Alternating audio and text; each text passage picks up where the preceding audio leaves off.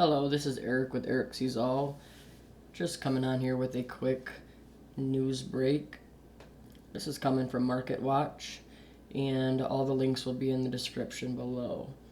Puerto Rico hit with 6.0 magnitude earthquake. The earthquake scared many from their sleep, but no damage was immediately reported. It's great news. San Juan, Puerto Rico. A 6.0 magnitude earthquake struck near Puerto Rico late Monday, rousing and scaring many from their sleep in the U.S. territory. The U.S. Geological Survey said the quake struck 49 miles off the island's northwest coast at a shallow depth of 6 miles. 3 aftershocks of magnitude 4.7 and 4.6 hit within less than an hour in the same region at the same depth. Kiera Hernandez, spokeswoman for the island's emergency management agency, told the Associated Press that there were no immediate reports of damage and that there was no risk for a tsunami. That's great. We will go over there and check that as well here in just a second. She said emergency management officials were already on alert for approaching Tropical Depression Karen, which has now been raised to Tropical Storm Karen, and communicated quickly with mayors and others across the island to check on any damage. The National Guard also had been activated for the storm, and schools and government offices remained closed as heavy rains were forecasted for Puerto Rico on Tuesday, with warnings of possible flooding and landslides. Man, if they haven't had enough already. Hernandez said crews would be inspecting buildings to ensure their safety. We will know this information little by little, she said. The quake was felt across Puerto Rico and was the strongest to hit the island in recent years. While Puerto Rico experiences very small earthquakes on a daily basis that no one feels, seismologists have said it's rare for bigger ones to strike the island. Yahida Zabala, a 46-year-old San Juan resident, was asleep when she felt her building sway Monday around 11:23 p.m. I rushed into my son's room, she said. He was sitting like he was paralyzed. Wow, having my 10-year-old son, really, that one gets to me. I just pray for these people and hope that they get through these storms and all of hurricane season, and just pray that they get through this safely and as fast as possible with as little damage as possible. They ran down the stairs of their building and stood outside with a small group of people awaiting aftershocks. The last strong quake to strike the island in recent years occurred in January 2014, when a magnitude 6.4 tremor struck after midnight just north of the island's north coast at a depth of 17 miles.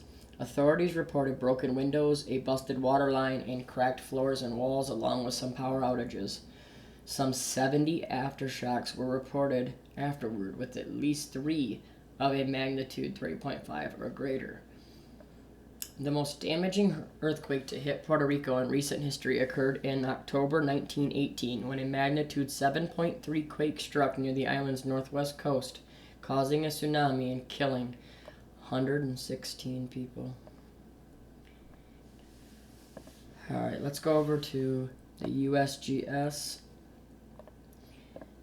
Let's take a look at this real quick. Let's update this. 49. Yeah, look at that. I mean, we have 50 earthquakes are in this area right here. So you have 50, but you have one right here. So you have the main 2, and then you're talking 48 aftershocks of at least 2.5 or higher. Let's see what the size of some of these are. You got a 3.2, another 3.2,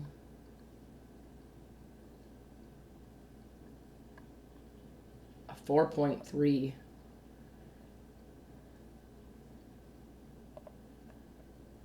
a 4.4, 6. I mean, yeah, they felt these, you know. And here is your 6.0, which is right here, and then the 5.1, which followed, which was the first aftershock. Oh, well, we're just lucky that it was offshore some and not directly in Puerto Rico or the Dominican Republic. So we can thank God for that one. Let's go check the tsunami. Okay, as of right now, there is no tsunami warning. It says there is no tsunami danger for the U.S., East Coast, the Gulf of Mexico, or the eastern coast of Canada. Based on earthquake information and historical tsunami records, the earthquake is not expected to generate a tsunami. An earthquake has occurred with the perimeters listed below.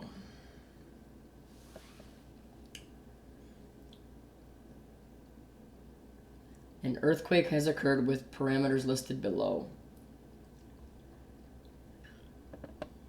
See, I mean, it came out as a 6.3. And now they've downgraded it to a 6.0. They have history of downgrading these hurricanes.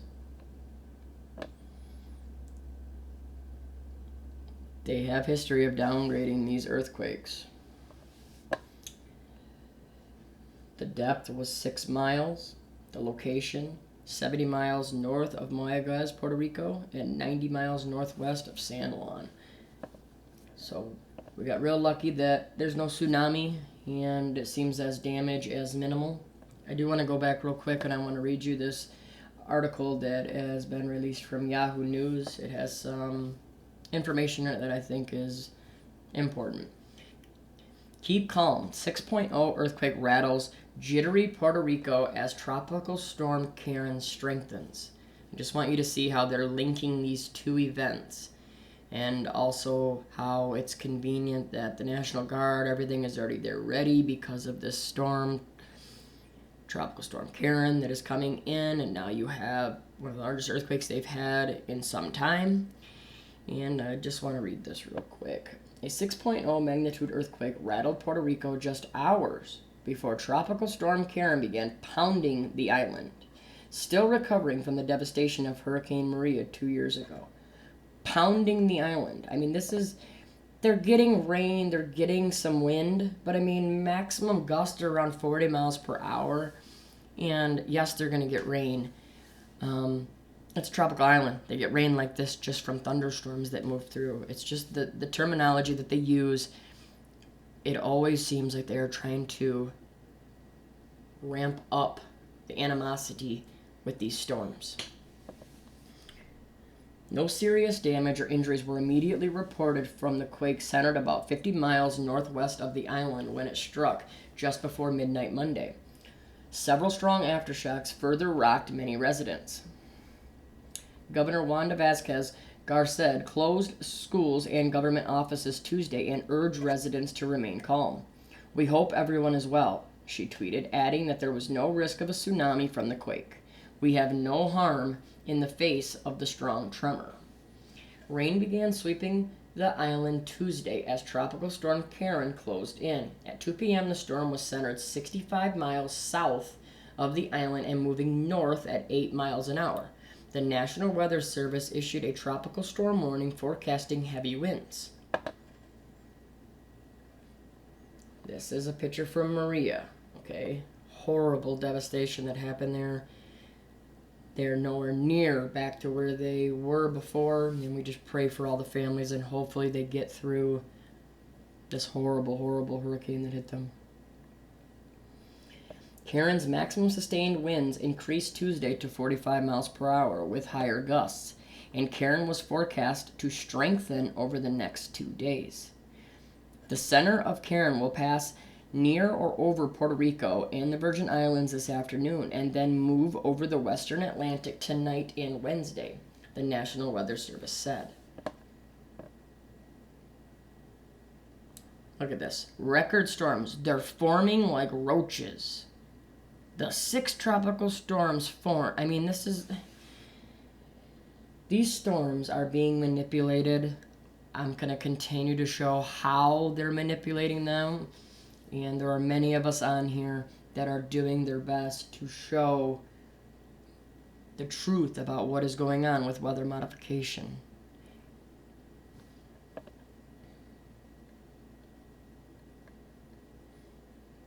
Puerto Rico's Bureau of Emergency Management and Disaster Management opened shelters in anticipation of flooded homes. We must remember that we are in the most active period of hurricane season, and we should not lower our guard, said Department of Public Security Chief Carlos Acevedo Caballero. Yes, please don't lower your guard. Do not forget what just happened in the Bahamas. Those people had almost no warning. That was not supposed to be what that turned into. We still don't really know how it happened or why it happened, but we do know that it was not a natural storm, and then we do know that what happened to those people in the Bahamas, in the northern Bahamas, was complete genocide. Them still reporting that there's only 50 confirmed dead is disgusting, and I just cannot even start to explain how much that hits me in my gut. Like, this is not right. We have to get together, people. We have to stand up, and we have to do it now. We're running out of time. He said everyone should have a family emergency plan and urged stashing water and food supplies for a minimum of 10 days per family member, including pets. This is exactly what I'm talking about. Just having a plan. Just having a plan is such a big deal. It will give you so much more of an advantage if you have a plan of getting your family to the areas that you need to be. If your child is at school, who's going to get your child? If you're at work, who's going to get them? If you have to get to your mother or your father or any of your other family, where are you going? How are you getting there? These things can all be talked about throughout your family, and they will save you precious minutes if a disaster does happen to you. And stashing water and food is huge. I understand that a lot of people do not have money to just go out and spend on, supplies and prepping. I don't, but I go and at least get a little bit of food each month, and I put up water, and I do my best to put up things that I can that I know will help. And yes, including pets. I really always worry about pets when these hurricanes come through and these storms come through. Most people do everything they can to protect their pets, but there are a lot that are left behind. And I just pray that if you are ever in a situation where maybe your neighbors could not get back to their pets, maybe you could help them out and help that pet out and get them out of there. Residents should become familiar with the location of the nearest shelters, have a passport, medical plan cards, and other identification information, and prepare an emergency backpack, he said. Yes, that is a great thing, a backpack. I have one in each car. It just gives me a little bit of a sense of security if we get trapped. We live in a very cold area, so the winters are extremely hard, and getting trapped in a car in a snowstorm is a very high possibility, so I like to keep a bag in the car with just some emergency essentials. Some isolated areas of Puerto Rico could see 8 inches of rain, enough to touch off flooding and mudslides in areas still healing from the fury of Hurricane Maria, a Category 5 giant blamed for 3,000 deaths and $90 billion in damage 2 years ago. Thousands of Puerto Ricans live in housing that has not been fully repaired. Yeah, it's just a horrible, horrible situation. We know the death count was much more than that, and it was just a horrible, horrible thing that happened, and we just praise that God can help the families that are there and help them get through all this that's still going on years later.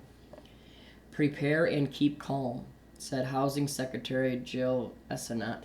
It's easy for them to say prepare and keep calm when they're not the ones that are in the eyes of these storms or in the path of these storms, and they're not the ones getting told these type of stories and these type of images, and then being told to stay calm.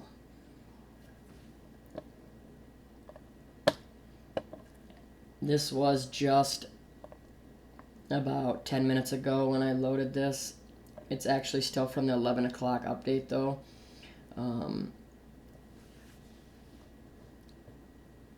even though it does say it's a tropical storm, even though it didn't go to that until the 2 o'clock advisory. But it is a tropical storm with wind speeds of 45 miles per hour, and I want you to see this is the path, okay?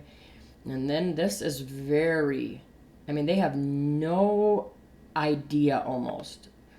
I'm going to do a follow-up video on the path of Karen. They have paths taking it all the way through to the Gulf of Mexico. They have paths coming all up the East Coast. They have paths coming north. They even have paths coming due east. So I'm going to do a follow-up video on that just to kind of get some information out there about possible scenarios and projected landfall areas. We always need to keep an eye on this. We always need to keep an eye on these storms. Remember what just happened with Hurricane Dorian? Dorian came up just like this, split in between right here, came up here, and literally was not supposed to be what it was, and ends up right here doing so much harm. So let's just keep our eyes on it. Let's make sure that we do not let our guards down. We have to pay attention. These things are all known for rapid intensification. Overnight, they can go from a tropical storm to a Cat 2, Cat 3, or from a Cat 1 to a Cat 5. This is happening on a daily basis. And it is not climate change that is causing this. God bless everybody. Help out your neighbors. Give them a helping hand. Let them know you're there for you. We'll talk to you soon.